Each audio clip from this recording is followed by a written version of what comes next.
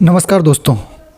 आज मैं एक ऐसी घटना आपके सामने लेके आया हूँ जिसे जानने के बाद आपकी भी रूह कांप जाएगी कि आखिर कोई बेटा अपनी ही माँ के साथ ऐसा कैसा कर सकता है। तो कहानी शुरू होती है कर्नाटक के एक छोटे से गांव की, जहाँ शरद नाम का एक 24 साल का लड़का अपनी माँ के साथ रहता था और उसकी एक बहन भी थी जो बाहर पढ़ाई करती है। शरद के परिवार में सिर्फ उसकी माँ और उसकी बहन थी। शरद कॉलेज की पढ़ाई कर रहा था। घर की हालत बहुत ही ज़्यादा गरीब थी। शरद की एक बड़ी बहन भी थी जिसकी उम्र तकरीबन 27-28 साल की। दरअसल शरद की बहन पढ़ाई भी कर रही थी, साथ ही में पार्ट टाइम जॉब करने से उसके घर पे भी पैसे भेजती रहती थी। इधर गांव में घर पे सिर्फ शरद और उसकी माँ रहते थे। शरद की माँ भी बाहर लोगों के घरों में काम करने जाती थी और शरद की कॉलेज की पढ़ाई चल रही थी। लेकिन शरद इन सब से अलग, उसको इन सब चीज़ों की कोई टेंशन नहीं थी। उसको अपनी बहन की कोई टेंशन नहीं थी, उसको अपनी माँ की कोई टेंशन नहीं थी। वो बस अपनी मौज मस्ती में मस्त रहता था। कॉलेज जाता आता, उसको कुछ पैसे चाहिए तो माँ से मांगता, उसकी बड़ी बहन से मांग लेता था, लेकिन खुद कभी कुछ नहीं करता और पूरा दिन बस आवारागर्दी में निकाल देता था। एक दिन शरद जब वापस मार्केट से अपने गांव की तरफ लौट रहा था तो उसको रास्ते में एक लड़की नजर आई जो उसी के गांव के पास वाले गांव की थी और वो वहाँ रास्ते पे बकरियां चरा रही थी। लड़की देखने में काफ़ी खूबसूरत थी, तो शरद उसको देख के उस दिन उसको नोटिस करके चला गया। फिर दूसरे दिन भी वो लड़की नज़र आई, तीसरे दिन नज़र आई। धीरे धीरे क्या हुआ कि एक दिन उस लड़की ने भी शरद को देख के मुस्कुरा दिया। फिर उसके अगले दिन शरद ने उस लड़की से जाके बात की और धीरे धीरे इन लोगों के बीच में दोस्ती हो गई। शरद रोज़ उसी टाइम पे उस रोड पे आके उस लड़की से मिलता था जब वो लड़की शाम के टाइम अपने घर पे अपने बकरियां लेके जा रही होती थी। ये सिलसिला चलते चलते इन दोनों को पता ही नहीं चला और कब एक दूसरे से इनको प्यार हो जाता है। और शरद को भी नहीं पता था कि ये लड़की उसकी ज़िंदगी में कितनी बड़ी तबाही लाने वाली। शरद रोज़ उस लड़की से मिलने जाता और उसके प्यार में इतना पागल हो गया कि घर पे रात को लेट पहुंचता था, दोस्तों के साथ मस्ती मजाक, आधा टाइम लड़की के साथ बिताता था, पढ़ाई में कोई ध्यान नहीं। उसकी माँ टेंशन में आ गई। उसने शरद को बहुत बार समझाया भी। एक दिन शरद ने कहा कि मेरी शादी करा दो, फिर उसके बाद मैं सब कुछ संभाल लूँगा। तो उसकी माँ ने कहा कि बेटा अभी तो हमारी स्थिति ऐसी है कि तुम्हारी बड़ी बहन की भी शादी नहीं हुई है, पहले उसकी शादी करानी ज़रूरी है, फिर तुम्हारी शादी कर देंगे। तो शरद बोलता है कि बड़ी बहन की शादी तो होगी तब हो जाएगी, लेकिन अभी मेरी शादी करनी ज़रूरी है। फिर शरद अपनी माँ को पूरी बात बता देता है कि उसे कैसे एक लड़की मिली और कैसे उसको उससे प्यार हो गया। तो शरद की माँ उस दिन शरद से नाराज़ हो जाती है, उसको खाना खिला के चुपचाप सो जाती है, उसको कुछ नहीं कहती। शरद की माँ बोलती है कि बेटा अभी तो हमारे पास इतना पैसे नहीं है कि हम तुम्हारी शादी कर सके, और तुम ऐसे हर किसी लड़की को प्यार करने की बात कर रहे हो और तुम डायरेक्ट ऐसे बोल रहे हो कि मेरी शादी कर दो। लड़की के घर वालों से भी बात करनी पड़ेगी, फिर हमारे भी परिवार वालों से बात करनी पड़ेगी, तुम्हारी दीदी से बात करनी पड़ेगी।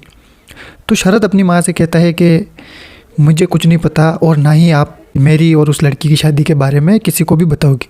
शरद अपनी माँ को कहता है कि वो उस लड़की से कोर्ट मैरिज करके उसको घर में ले आएगा और उसकी माँ उसे रखे है।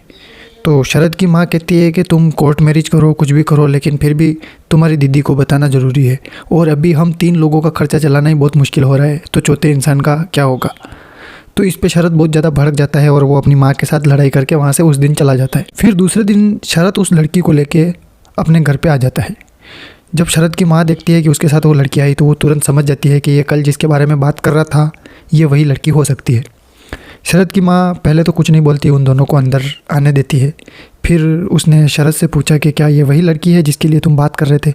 शरद कहता है जी हाँ। तो शरद की माँ कहती है उस लड़की से कि देखो बेटा, तुम लोग एक दूसरे से प्यार करते हो, इससे मुझे कोई प्रॉब्लम नहीं है, लेकिन अभी तुम खुद ही देखो कि ये शरद भी कुछ नहीं कमा रहा, इसकी बड़ी बहन बाहर बेचारी बाहर रह के काम कर रही है और हमारा घर का खर्चा चलाना भी मुश्किल हो रहा है, और इस वक्त शादी करना बहुत मुश्किल है। इससे अच्छा तुम थोड़े दिन रुक जाओ, शरद को कोई अच्छा काम ढूंढने दो, इसको थोड़े पैसे कमाने दो, फिर तुम लोग शादी कर लेना, फिर मुझे कोई आपत्ति नहीं। तो उस लड़की को ये बात सुन के गुस्सा आ जाता है और वो शरद की माँ को हर कुछ कह देती है, और ये सब शरद खड़े खड़े देख रहा था, लेकिन उस लड़की को उसने एक चू तक भी नहीं बोला कि वो उसकी माँ से इस तरीके से कैसे बात कर रही थी। शरद के साथ जो लड़की आई थी वो उसकी माँ को बुरा भला सुनाने लगी, तो शरद की माँ भी बहुत गुस्सा हो गई और उन्होंने गुस्से में उस लड़की को एक चाटा मार दिया। तो उस लड़की ने भी शरद की माँ को चाटा मार दिया। उसके बाद शरद ने जाके उन दोनों को छुड़ाया। फिर शरद की माँ शरद को और उस लड़की को घर से बाहर निकाल देती है। बाहर मतलब ऐसे नहीं कि हमेशा के लिए। शरद को बोलती है कि इसको वापस छोड़ के आ जाओ, मुझे अब इस बारे में कुछ बात नहीं करनी। शरद उस लड़की को जब वापस घर छोड़ने जा रहा था तो उस लड़की ने उस दिन तो कुछ नहीं कहा, वो शरद से भी नाराज़ थी। शरद उसको मना भी रहा था लेकिन वो नहीं मानी। फिर 2-3 दिन बीत गए। शरद रोज़ जा रहा था लेकिन वो लड़की उसको नहीं मिलने आई, ना ही वो बकरियां लेके आ रही थी। अब उसका भाई बकरियां लेके आने लग गया, लेकिन 3-4 दिन बाद शरद से रहा नहीं गया और वो उस लड़की के घर चला गया। और उसकी किस्मत इतनी अच्छी थी कि उस दिन उस लड़की के घर पे उसके अलावा कोई नहीं था। तो शरद उस लड़की से मिलता है, उससे बातें करता है और वो दोनों उसी के घर पे रुकते हैं। वो लड़की उस दिन शरद के साथ इंटीमेट हो जाती है, उसके साथ शादी से पहले ही संबंध बना लेती है। और जब ये सब कुछ ख़त्म होता है और वो दोनों वापस बातें करने लगते हैं तो वो लड़की शरद से कहती है कि तुम्हारी माँ ऐसे तो हमारी शादी नहीं होने देगी, हमें कुछ और ही तरीका सोचना पड़ेगा। तो शरद कहता है कि और क्या तरीका है जिससे हमारी शादी हो जाए। तो वो लड़की कहती है कि मेरे पास एक ऐसा तरीका है जिससे हमारी शादी भी हो जाएगी और शादी के बाद हमें पैसों की भी कोई प्रॉब्लम नहीं आएगी और तुम्हारी माँ की भी कोई प्रॉब्लम नहीं रहेगी। तो शरद बहुत खुश हो गया ये बात सुन के कि ऐसा कौन सा तरीका है। लड़की कहती है कि देखो, अगर तुम मेरी बात मान गए तो मैं तुमसे शादी भी करूँगी और रोज़ हम लोग फिर साथ में रहेंगे और हमारी ज़िंदगी बदल जाएगी, हमारे पास बहुत सारा पैसा होगा। तो शरद बहुत ज़्यादा उत्सुक हो गया और उसने पूछा कि क्या बात है। तो लड़की कहती है कि तुम अपनी माँ को रास्ते से हटा दो। ये बात सुन के शरद को चौंक जाना चाहिए था, लेकिन उसको उस बात में इंटरेस्ट आ गया। वो बोलता है कि रास्ते से हटा दो मतलब। तो लड़की उसे साफ साफ कह देती है कि तुम अपनी माँ को मार दो, उसके बाद तुम्हारे पापा तो ऑलरेडी मर चुके हैं, उसके बाद सारी प्रॉपर्टी तुम्हारे हाथों में आएगी। तुम तुम्हारी बहन को कुछ भी बहाना बना के बोल देना कि माँ की टेंशन की वजह से डेथ हो गई या एक्सीडेंटली डेथ हो गई, और फिर तुम्हारी जो जायदाद है उसे हम बेच के शादी करके कहीं दूसरे शहर में जाके शिफ्ट हो जाएंगे, वैसे भी यहाँ गाँव की ज़िंदगी में मज़ा नहीं है। तो शरद वो बात सुन के उस लड़की को कुछ नहीं बोलता और वहाँ से चल देता है।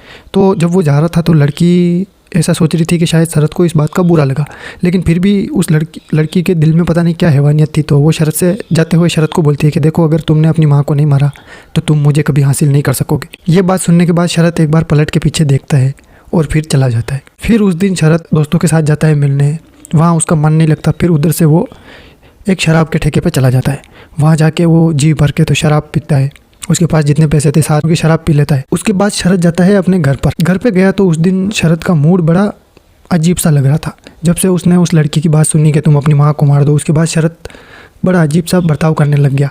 और उस दिन जब शाम को घर पे वो पहुँचा तो बहुत लेट हो गया, 8-8:30 बज रहे थे।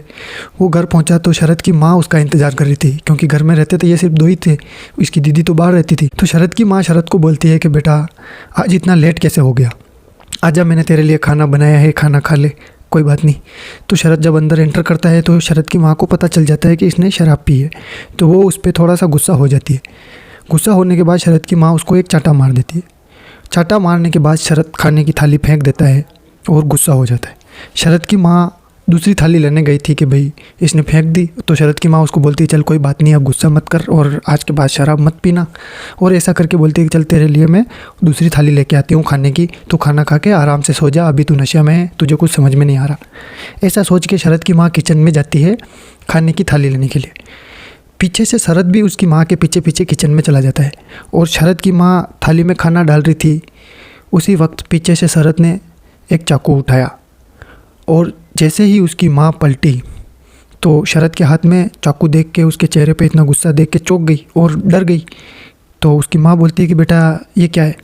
शरद बोलता है कि अब तुम्हारी ज़िंदगी के दिन पूरे हो गए, तुमने कल मैं जिस लड़की से प्यार करता था उसको भी चाटा मारा, उसकी भी बेइज्जती की और आज मेरे को भी चाटा मारा, और तुम नहीं चाहती कि मैं अपनी ज़िंदगी में खुश रहूं, इसलिए अब तुम्हें मरना होगा।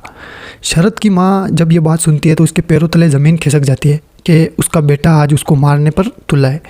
और ऐसा देखते ही वो अपनी जान बचाने के लिए वहाँ से भागने की कोशिश करती है। तभी शरद अपनी माँ का गला पकड़ के उनको नीचे धक्का दे के नीचे गिरा देता है।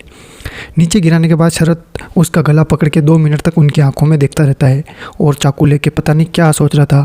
और जब उसकी माँ उसके सामने गिड़गिड़ाने लगती है कि बेटा मुझे छोड़ दे, तेरी शादी करा दूँ, तुझे जो करना है कर लेना, मैं आज के बाद तुझे कुछ नहीं बोलूँगी, मैं तेरे हाथ जोड़ती हूँ, मुझे छोड़ दे। लेकिन फिर भी उस दरिंदे को तरस नहीं आता है और थोड़ी देर उसकी माँ की बातें सुनने के बाद शरद अपनी माँ के पेट में धड़ाधड़ चाकू से वार कर देता है और उसका पेट फाड़ देता है। फिर जब शरद अपनी माँ को मार देता है और ये सब कुछ, उसकी माँ की जान चली जाती है, वो दुनिया से छोड़ के चली जाती है। फिर शरद उसकी माँ की लाश के पास बैठ के हंसता है।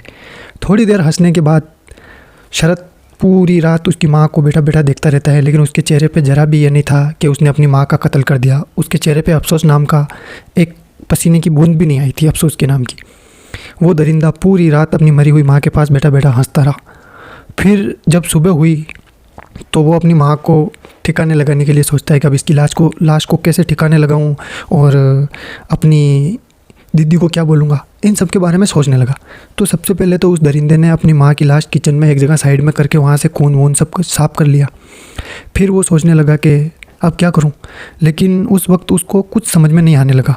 वो टेंशन में आ गया कि अब क्या करूँ, शायद किसी को पता चल गया तो क्या होगा, मुझे जेल हो जाएगी, या मेरी बहन को पता चल गया तो क्या होगा। ये सब सोचते सोचते उसके दिमाग में ये आता है कि मैं वापस जाके, वो ये सोचता है कि मैं वापस जाके जिस लड़की से वो प्यार करता था और जिसने उसे ये तरीका बताया कि तुम अपनी माँ को रास्ते से हटा दो, उसे मार डालो, फिर सब कुछ सही हो जाएगा। तो वो सोचता है कि अब उसी को जाके पूछता हूँ कि आगे क्या करना है। तो शरद यही सोच के निकलने ही लगता है। तब भी उसके अंदर उस दरिंदे की जो दरिंदगी थी वो ख़त्म नहीं हुई थी, और ज़्यादा दरिंदगी दिखाने के लिए वो अपनी माँ की लाश के पास वापस जाता है, वापस से चाकू उठाता है और अपनी माँ का सीना चीर के अंदर से कलेजा निकाल लेता है। दिल जिसे हम बोलते हैं ना, माँ का दिल निकाल लेता है। ऐसी हैवान औलाद थी उसकी। वो दरिंदा अपनी माँ का दिल निकाल के उसे एक छोटी सी प्लास्टिक की पॉलीथीन में डाल के अपनी जेब में रख के सोचता है कि उसने कल मेरे को बोला था कि तुम अपनी माँ को मार दो, और आज मैंने मार दिया, तो शायद अब वो बहुत ज़्यादा खुश हो जाएगी और उसे जब मैं ये दिल दिखाऊंगा तो वो खुशी से फूली नहीं समाएगी। यही सोच के अपनी गर्लफ्रेंड को अपनी माँ का दिल गिफ्ट करने के लिए, उसको अपनी गर्लफ्रेंड को खुश करने के लिए ये दरिंदा अपनी माँ का दिल निकाल के उसके पास लेके जाने लगता है। जब ये अपनी गर्लफ्रेंड के घर पहुँचता है तो लड़की ने सोचा कि शायद ये मुझसे मिलने आया है, तो लड़की उसको अपने घर में बिठा के उससे बात करने लगती है। तो शरद अपनी उस गर्लफ्रेंड को बोलता है कि मैंने जो तुमने कल बोला था वो कर दिया। तो लड़की बोलती है क्या कर दिया? तो शरद बोलता है कि जो तुमने बोला था वो मैंने कर दिया। तो लड़की एकदम सुन्न रह गई कि शायद इसने कहीं अपनी माँ को मार तो नहीं दिया। शरद ने बोला हाँ तुम सही सोच रही हो, मैंने अपनी माँ को कल शाम को मार दिया। तो वो लड़की बहुत ज़्यादा घबरा गई, क्योंकि कहने में और करने में और होने के बाद तो बहुत ज़्यादा फ़र्क होता है। लड़की थी वो घबरा गई। उसने तो कह दिया, लेकिन हकीकत होने के बाद में फिर वो बहुत ज़्यादा घबरा गई। और उन दोनों को नहीं पता था कि उन दोनों की ये सब बातें उस लड़की का छोटा भाई घर के बाहर सुन रहा था। तो वो लड़का छोटा भाई जो है वो भाग के जाता है और अपने अंकल को बुला के लेके आता है। अब अंकल और उस लड़की का छोटा भाई वो दोनों बाहर से इनकी बातें सुन रहे होते हैं। तभी शरद अपनी जेब से अपनी माँ का दिल निकाल के उस लड़की के सामने बताता है कि ये देखो मैंने अपनी माँ को मार दिया, अब तो तुम खुश हो, अब तो तुम मुझसे शादी कर लोगी। तभी उस लड़की का अंकल कमरे के अंदर घुस जाता है और शरद को बहुत ज़ोर से मारने लगता है। और लड़की भी घबरा गई। लड़की शरद को बोलती है कि तूने अपनी माँ को मार दिया, तू अपनी माँ का सगा नहीं हुआ तो तू मेरा क्या होगा, मैं तुझसे शादी नहीं कर सकती। ऐसा सुनने के बाद शरद एकदम चौंक गया। उसको मानो ऐसा झटका लग गया कि कल जो लड़की मुझे अपनी माँ को मारने के लिए बोल रही थी, आज वो बोल रही कि मैं तुझसे शादी नहीं कर सकती हूँ। और शरद ने उस लड़की के लिए अपनी माँ को भी मार दिया था। अब शरद गुस्से में आग बबूला हो गया। उसके बाद वो लड़की बोलती है कि तू अपनी माँ का नहीं हुआ तो मेरा क्या होगा। वो भी डर गई कि ऐसे दरिंदे से शादी करूँगी तो ये कल मेरे को भी मार देगा। उसको नहीं पता था कि जो उसने बोला उसका क्या अंजाम होगा। फिर उसके अंकल इन दोनों की बातें सुन के जैसे ही अंदर घुसते हैं तो उन्होंने शरद को बहुत मारा। और शरद ने जब उस लड़की की ये सब बातें सुनी तो वो एकदम सुन्न रह गया कि फिर उसको रियलाइज़ हुआ कि मैंने क्या कर दिया, मैंने अपनी माँ को ही मार दिया। और वो ये सोच के वहीं गिर जाता है। फिर उस लड़की के घर वाले पुलिस को बुलाते हैं, शरद को उनके हवाले करते हैं। फिर पुलिस उसके घर पे छानबीन करती है तो उसकी माँ की लाश मिलती है किचन में। फिर शरद की बहन को भी बुलाया जाता है तो उसकी बहन भी रो रो के उसकी बुरी हालत हो जाती है और वो तो बिल्कुल ही पागल हो जाती है कि यार उसके भाई ने उसकी माँ को मार दिया। और फिर शरद को कोर्ट ने सज़ा सुना दी। अब हम बात करते हैं कि ये घटना हमें क्या सिखाती है।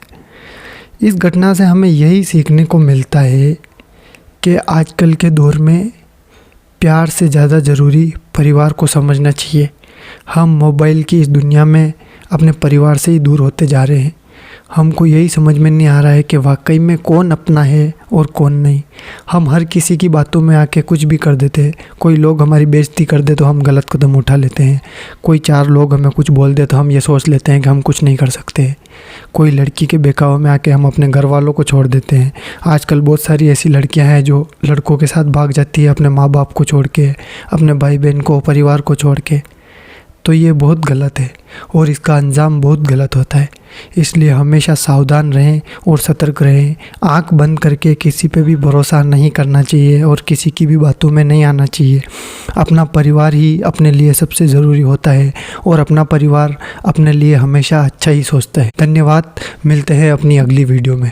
अगर आपको ये वीडियो पसंद आई तो सब्सक्राइब ज़रूर करें और कमेंट करके जाना ताकि मैं ऐसी और घटनाएँ आपके सामने ला सकूँ।